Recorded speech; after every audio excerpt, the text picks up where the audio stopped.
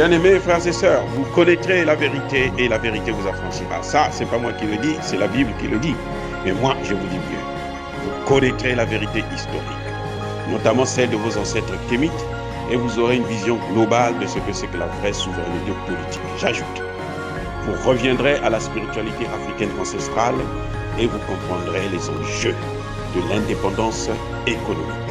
Et pour terminer, vous accepterez votre identité culturelle kémite et vous obtiendrez deux choses. La première, c'est la paix. La seconde, c'est le développement, à une condition. L'unité de toute l'Afrique noire, l'unité de tous les Noirs du monde entier. Otep à tous, bienvenue sur la chaîne des panafricanistes par essence, par conviction et par excellence. Celle des citoyens kémites par nécessité et obligation de combat.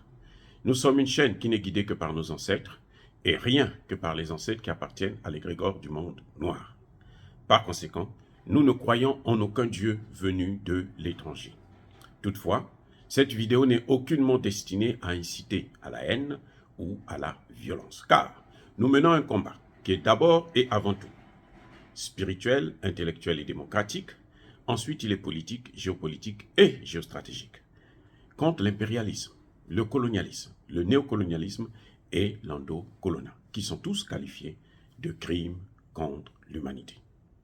Nous menons ce combat sur la base du principe fondamental que nous avons hérité de nos ancêtres kémites, qui est celui de la Mahat, c'est-à-dire solidarité, vérité et justice. Vous êtes donc en droit de connaître la vérité, et nous avons l'obligation de vous dire la vérité, et rien que la vérité, afin que justice soit rendue au continent africain. Et ça, c'est notre modeste contribution dans cette noble lutte en faveur de la souveraineté, la dignité, la solidarité et l'unité africaine. Ça, c'est exactement ce que nous appelons le panafricanisme. Bien-aimés frères et sœurs, nous allons parler aujourd'hui de l'initiative d'Accra qui s'est tenue au courant de la semaine au Ghana. Qu'est-ce que l'initiative d'Accra? Ce sont les puissances occidentales qui ont réuni, qui vont regrouper 2000 soldats venus de 6 pays de la sous-région, Afrique de l'Ouest, pour lutter contre le terrorisme. Quels sont les pays qui sont impliqués? Vous avez le Burkina Faso lui-même, d'abord en première ligne. Vous avez le Togo, vous avez le Niger, vous avez le Bénin, vous avez la Côte d'Ivoire et vous avez le Ghana. Ça fait 6 pays. Il y avait le Mali, mais le Mali s'est désolidarisé de cette initiative, ce qui est une formidable chose que vous allez comprendre un peu plus tard. Le Premier ministre burkinabé a été la vedette de cette initiative. Donc, il a rencontré le ministre de la Défense britannique, il a rencontré les autorités allemandes qui lui ont garanti qu'ils vont financer cette opération, ça va être une réussite totale, ainsi de suite. Les 2000 soldats vont s'installer à la frontière, dans un village, à la frontière entre le Ghana et le Burkina Faso. Mais le service de renseignement va rester à Ouagadougou, va contrôler la capitale, va donc contrôler ce Premier ministre-là lui-même et le président Ibrahim Traoré. Au cas, pour la moindre erreur, on le tue. C'est comme ça. Hein? Bon, maintenant, c'est une bonne initiative. Si les chefs d'État de la sous-région vont s'organiser pour aider un autre pays, c'est très bien. Mais regardez ce qui se passe. Quels sont les pays qui vont financer cette initiative? Il y a donc la Grande-Bretagne, qui a envoyé donc son ministre de la Défense. Il y a l'Allemagne. Vous avez la CEDEAO. Vous avez l'Union africaine. Vous avez le Nigeria, qui devrait financer cette opération. Jusque-là, c'est très bien. Là où le bas blesse, c'est que nous avons cité des pays qui vont participer à cette initiative. Le Togo. Aujourd'hui, au Togo, il y a des attaques terroristes. Le Bénin. Le Bénin, il y a des attaques terroristes. Le Bénin Patrice Talon était obligé de solliciter l'appui aérien d'Emmanuel Macron. Donc le Bénin a livré, a sacrifié, a donné, a fait un don aux mercenaires français de surveiller le ciel béninois. Une autre stupidité, bien sûr. Le Ghana, c'est un pays qui est en crise totale, économique. Le Ghana est dans une situation catastrophique, lamentable. J'avais fait une vidéo là-dessus il n'y a pas très longtemps. Donc le Ghana, ce qu'il est en train de faire là, s'il prend toutes ces initiatives-là, c'est juste parce que il veut que les puissances occidentales lui donnent de l'argent, c'est tout. Donc il préfère sacrifier le Burkina Faso et toute la région, parce qu'en fait, ce qui se passe, c'est quoi? C'est que ça ne va pas être une opération pour le Burkina Faso. Pourquoi ils mettent le service de renseignement à Ouagadougou? Ils auraient bien pu mettre le service de renseignement à Accra, puisque ça se passe au Ghana. Ils devaient laisser ça à Accra. Maintenant, les financiers. Vous avez le Nigeria qui finance. Le Nigeria, je vais vous dire, hein, le grand Nigeria, c'est un géant au pied d'argile. Il est incapable de lutter contre le terrorisme, d'éradiquer le terrorisme dans le pays. Au Nigeria, là, ils veulent prendre des initiatives. Maintenant, là où le bas blesse, c'est que dernièrement, le Premier ministre a fait un discours pompeux, que nous avons tous salué, moi y compris. Et je dis que nous allons maintenant vers la voie de la solution définitive pour régler le problème. Le Premier ministre a critiqué la France d'Emmanuel Macron sans donner le nom, sans dire le nom. Il a critiqué les pays occidentaux sans donner les noms. Et il a promis tendre la main à un nouveau partenaire qui est la Russie, comme le peuple le lui demande. Mais voyez comment il fait un tour de passe-passe. Il se moque du peuple burkinabé. Et c'est ça ce qui nous embête un peu avec ce type. Il se passe pour l'un des grands avocats, d'ailleurs qui n'y a rien du tout, parce qu'un grand avocat, on le reconnaît par les dossiers, les clients qu'il a reçus, qu'il a défendus, et il a gagné les procès. Si ce n'est que des petits procès de vol, de tomates au marché et autres, ça c'est pas être un grand avocat. Donc il ne peut pas être plus intelligent qu'un peuple qui, depuis la nuit des temps, est en train de demander le départ des troupes françaises. Maintenant, pourquoi nous critiquons? Parce qu'en fait, les Occidentaux, ils sortent par la grande porte et ils veulent rentrer par la petite porte, dans le même Sahel. C'est-à-dire qu'ils sont décidés à occuper le Sahel. Ils sont décidés à recoloniser le Sahel. Le Niger, qui fait partie de cette force, le Niger ne contrôle plus rien au Niger. C'est l'armée américaine, allemande, espagnole, certainement italienne, française et autres, qui contrôlent le pays. Où est notre souveraineté? Où est notre dignité? Si le Niger n'arrive pas à contrôler son propre pays, comment il va venir régler le problème du Burkina Faso? Soyons sérieux. L'Angleterre vient de décider de retirer ses troupes du Mali, de la force MINUSMA. L'Allemagne, pareil. Ils quittent le Mali, ils veulent maintenant venir s'installer où? Au Burkina Faso. Ça veut dire qu'on va toujours avoir l'œil sur le Mali pour créer des problèmes au Mali. Mais pourquoi les chefs d'État africains sont si stupides? Ça, c'est incroyable. Vous vous souvenez du voyage d'Emmanuel Macron en Guinée-Bissau, où Embalo, qui l'a reçu, a décidé, avec Emmanuel Macron bien sûr, de créer une force anti-putsch. Là voilà. La fameuse force anti-putsch. Embalo ne s'est pas affiché parce que on va reconnaître que c'est l'œuvre de Macron encore. Donc il se cache. Et n'oubliez pas que les Occidentaux là, ils travaillent toujours ensemble. Monsieur Apollinaire, vous êtes en train de commettre un crime contre l'humanité, c'est une très haute trahison en tant que Premier ministre. Et vous êtes avocat, vous savez de quoi je parle. Je suis juriste moi-même aussi.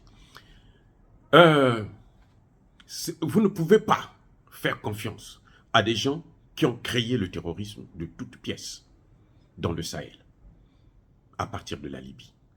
Ce sont eux, ces puissances que vous voyez là, l'Angleterre, l'Allemagne, la France et autres, les États-Unis même, ce sont eux qui ont détruit la Libye et qui ont envoyé après tous ces mercenaires, ces terroristes dans le Sahel et dans le golfe de Guinée. Donc, quand les pays s'organisent de cette façon, on voit bien qu'ils veulent embraser toute la sous-région.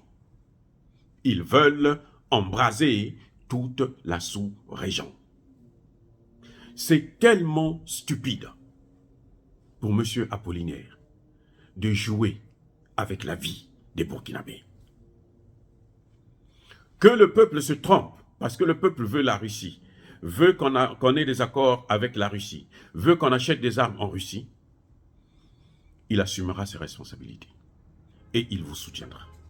Mais que vous allez prendre d'autres gens pour venir faire autre chose, croyez-moi, et je ne pense pas que c'est avec 2000 soldats africains là, ces armées pourries, qui vont venir récupérer 60% du territoire. Vous allez voir dans les 2000, vous allez voir que ce sera encore les Blancs eux-mêmes qui vont venir pour combattre, pour s'installer et pour occuper la zone et pour faire leurs essais nucléaires. Ce que je pense que vous savez très bien que la bombe française est née en Algérie. C'est en Algérie où ils ont fait les exercices, les essais. Ce qui, jusqu'aujourd'hui, continue à causer des morts. Et les mêmes Occidentaux ont encore utilisé l'arme nucléaire en Tchécoslovaquie, là, plutôt en Yougoslavie. Ce n'est pas moi qui le dis, c'est le vice-premier ministre de la Douma qui le dit. Donc, M. Apollinaire, M. Traoré, vous êtes en train de commettre une erreur grave. Vous ne faites que vous éloigner de la volonté du peuple. Et vous êtes en train de faire ce que le peuple ne vous a pas demandé. Le peuple vous a demandé quelque chose. Le peuple vous a dit, nous on veut faire que vous puissiez faire partir la base militaire française. Les soldats de l'opération Sabre. Et on voit que vous contournez, vous jouez, vous tournez. Vous faites comme si vous étiez les plus malins. Et que vous allez prendre ce peuple-là en otage. Ah, mes frères, vous commettez une grave erreur. Un peuple déterminé. Ils vont faire encore des sacrifices parce que ceux-là qui viennent là, ce sont eux qui ont amené le terrorisme. On ne peut pas lutter contre le terrorisme avec eux. Nous avons dit, il n'y a pas longtemps, le Mali, l'armée malienne est rentrée dans Kidal. Ça, c'est l'œuvre de l'armée russe, l'œuvre des soldats russes, l'œuvre des instructeurs russes. Mais c'est ça que nous voulons. Nous voulons notre autonomie. Nous voulons quelqu'un qui ne nous a pas, qui ne nous a jamais fait du mal. Ces puissances-là, la France, l'Allemagne, l'Angleterre, et y compris les États-Unis, ce sont ces pays-là qui ont divisé l'Afrique en 1885. Comme vous voyez, lorsque on va à une fête d'anniversaire, on prend le gâteau, on coupe et chacun prend une partie. C'est comme ça qu'ils ont fait avec l'Afrique, les mêmes puissances-là.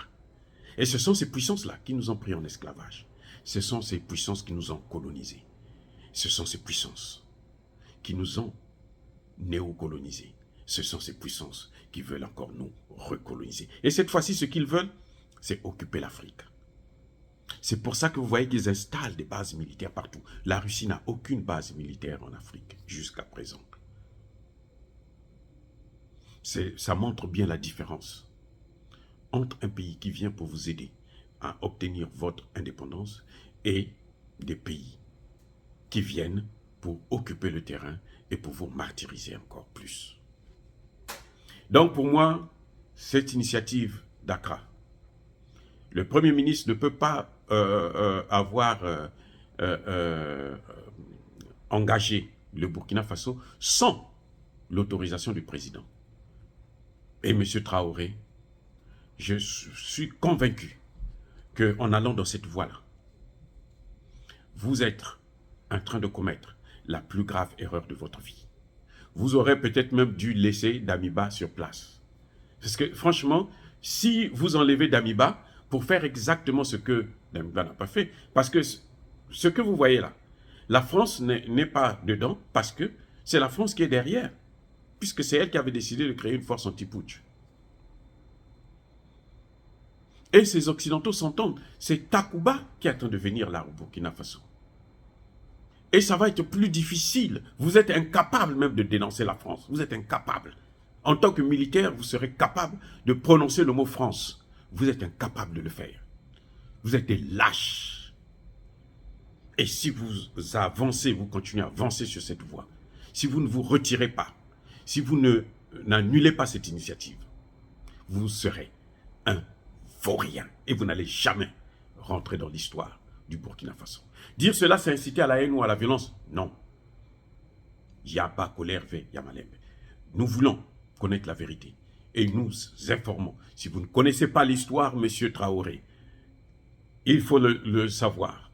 Repartez à l'école, on va vous apprendre. Les vraies écoles, les vrais historiens africains vont vous dire que ce sont ces mêmes pays qui financent cette initiative, qui encouragent cette initiative, qui ont détruit la Libye et qui ont envoyé le terrorisme dans le Sahel. Vous voyez maintenant, là, l'Union africaine apparaît pour venir cautionner. Là, l'Union africaine a de l'argent. L'Union africaine n'a pas eu l'argent pour mettre en place une force au Congo démocratique contre le Rwanda. L'Union africaine n'a pas eu de l'argent pour soutenir le Mali. L'Union africaine vient pour soutenir l'initiative des puissances occidentales. C'est pas l'Union africaine elle-même est financée à 80% par ces mêmes pays, l'Allemagne et l'Angleterre. Et là, elle a l'argent pour sortir pour ça. Mais vous voyez un peu comment ces gens s'en foutent. Ce sont des malades qui nous gouvernent. Et c'est pour ça que l'Afrique n'arrive pas à décoller. Avec des gens comme ça, on ne peut pas, il n'y a pas d'avenir pour l'Afrique. Jeunesse africaine, levez-vous. Encore une fois de plus, je persiste et je signe. Soyez bénis par le Dieu des Kémites. Et que tous ceux qui persécutent le continent africain, tous ceux qui le pillent et le déstabilisent, qu'ils soient Premier ministre, président, noir d'un pays noir, d'Afrique noire, ou qu'il soit un étranger, qu'il puisse être foudroyé, écrasé, puni et maudit par le Dieu de Kémite et par nos ancêtres angélisés. J'ai dit et j'assume.